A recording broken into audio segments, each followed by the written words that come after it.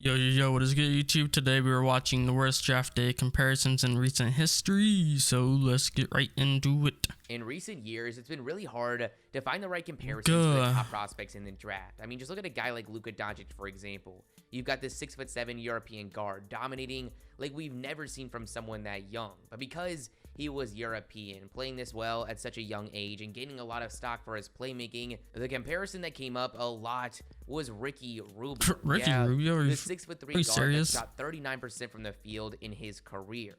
Sure, there might have been some comparisons on their career path to the NBA, but these two were so different as players, and that Ricky became very Rubio, evident that's disrespectful. very quickly. I know he Luka felt some Doncic type is of way. averaging in just his third season, 27 points, 9 rebounds, and 9 assists a game. They really nailed it on this one, but this is just one of many recent comparisons that, looking back, have us scratching our heads. The videos by Jimmy Range, to find comparisons for is the most recent draft. I mean, take a guy like LaMelo Ball. He's 6'7", 6'8", Trae Young, that we've come to know for his scoring skill set, but then climbed up the board with his elite playmaking. His unique skill set and frame for his position made it close to impossible to find the perfect comparison. Leading up to the draft, I was going with Trae Young a lot, really comparing just them offensively with similar playmaking, finishing, and floater arsenals. But obviously, they were still so different in so many ways. What happens with prospects like LaMelo is these top draft websites just end up comparing them to someone with a similar frame. NBADraft.net, probably most known for their comparisons, and the one we're going to use the most for this video, went with Shaun Livingston. Yeah, the guy that never averaged more than 10 points or is this guy dumb? Not the guy making the video, but whoever. Shaun Livingston, are you kidding me? Just lazy. A thin frame 6'7" point Shaun guard. Livingston can shoot threes. That's Shaun Livingston. Like LaMelo is a great player, okay at most things, not great at anything. They don't even play the same at all. Came into the league already as an elite playmaker and has the upside to really become a what even is that? Scorer. Something we never saw from Livingston. These comparisons suck. LaMelo's not a great shooter One's been now, because of just 20 games just being like reaffirming. Already made more than the other one has been from Livingston ever made. How they're built. Speaking of LaMelo, we've got a guy that was receiving comparisons to his brother Lonzo leading up to the draft, and that's Tyrese Halliburton. Ooh. Now, I will say, as prospects, they were similar, oversized point guards that were amazing playmakers and low volume. I don't watch the Kings, so I don't know what he's doing in the league. Weird jumpers. But that's the only people I care about in the Kings is they were comparing him to the Lonzo that shot 39% from the field and 34% from three. Now, obviously, we get the benefit of looking back, but hey, that's what makes these videos fun. I think this guy's on the Kings, though. I'm not sure. Playmaking, but scoring, they are so different. Or at least was. Halliburton doesn't look like a rookie. He is shooting better so far than Lonzo ever has. He's not dependent on his three-point shot and has been efficient from practically every spot on the floor. Man, Lonzo's sold bad. He's so much more flexible. Only if he could score. Being able to play multiple. He's definitely top 5 in James Wiseman was a hard point guard defenders. As we only got to see him in a couple games on the college court.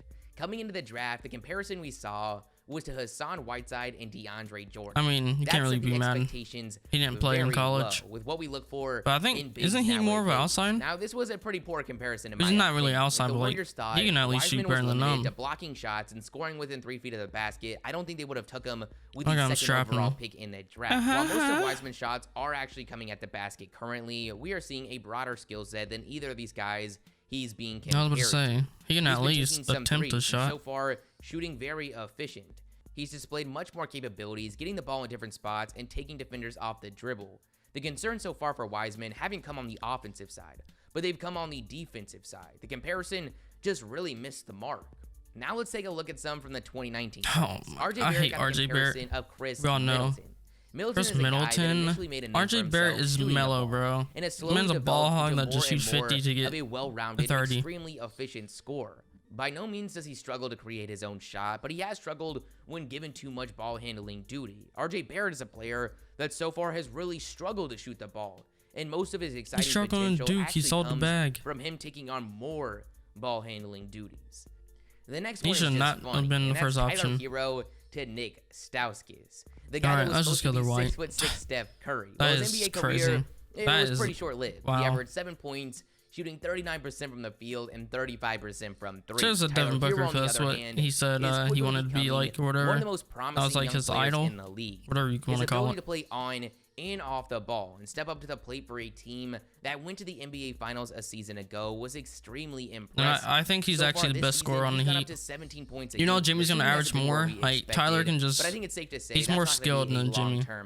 Problem. But at the end of the day, Tyler's different. Is not even comparable to a guy like Stauskas. DeAndre Hunter got the comparison of Thaddeus Young, a career power forward who's been an okay floor spacer at times, but nothing to write home about. Not really sure where this one came from. As a rookie, Hunter's skill set appeared I don't to watch be Hunter either, a but lot of corner threes and most every basket coming in within around 2 dribbles. This year, that's a different story. He's scoring at all 3 levels, and I don't think many realize just how many of these baskets are coming off the dribble. He's averaging 17 points, 51% from the field, and 37% from 3. The Hawks got a lot of criticism at the time for this selection, which is just funny looking. I thought Gallinari's gonna. Is Gallinari starting? Now let's look at some the Hawks have like one of the best rosters I've ever seen. You've got Shai Gilgeous-Alexander, just like the Hawks a couple years ago, that team was like built different. Averaging 15 a game. The Murray that averaged, but they never won, so shooting 27% from 3.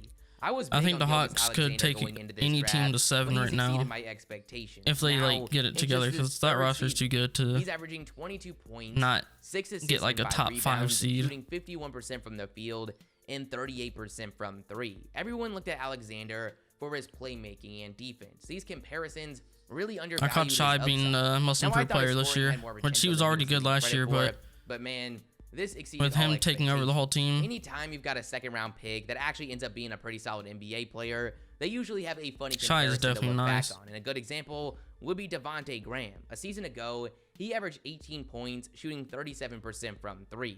Now, his overall efficiency wasn't great, but considering he was just a second-round pick, it was extremely impressive. Ahead of the draft, he got the comparison of Charlie Ward, a guy that managed to be a solid role player in the 90s and early 2000s, but averaged just 6 points a game. I've never heard of this guy. It would be pretty ridiculous. Get this guy off my screen, the scrub. Comparisons to, let's say, NBA All-Stars. So this is just more impressive on Graham's end, rather than the person that gave him this comparison. The 2017 draft may just have the craziest ones. The one that came up the most was Markelle Fultz to James Harden. While at the time of the draft, there was really no reason not to look at Markelle Fultz as anything less than a future NBA star. Things just haven't worked out that way. Maybe if this whole shoulder thing never happened, he would already be the next James Harden. Like James Harden, if James Harden was 500 extra pounds 11 points and 5 assists, made a total of 44 threes, shooting 27%. And Markelle sucks. Now, in fairness, he's starting to get things turned around in Orlando and landed himself a big contract extension. Things are looking up, but man, James Harden has averaged 25 points, 6 assists, and 5 rebounds with amazing efficiency on his career. Anytime you've got an athletic, defensive-minded wing with a long wingspan, you should already know the Kawhi Leonard comparisons are coming.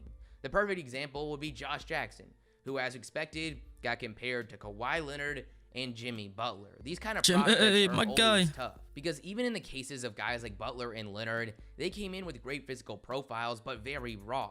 Sometimes it works out, but sometimes you get a Josh Jackson, a player that since being the 4th overall pick in the draft has been barely holding on to a roster spot in the league. Some people say our trade-in process feels too easy.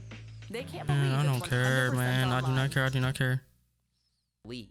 He's even spent time in the NBA. We played an ad with 10 seconds left. It looked like to start this season on the Pistons. Okay. He was about to make a comeback, but that slowed down pretty fast. It doesn't look like we'll ever now see I forgot Josh Jackson who we were even talking. Oh, Josh Jackson. He had a good rookie year, playing defense and all, but his offense has never been good. You really hate to see it, but I don't know. He could help like a contender team. Like if the Nets would have picked him up just now instead of Shumpert, that team would be nasty. Obviously, they would have to make a trade for all that, whatever. So I guess Shumpert was like a better option in that situation. They didn't have to do anything for him besides sign him. But that's it for the video. Please subscribe. I do appreciate it. The link to his video will be in the description. Like my video, like his video. Comment on my video what you want to see next, or if you have anything to say, I will respond. And yeah, see ya.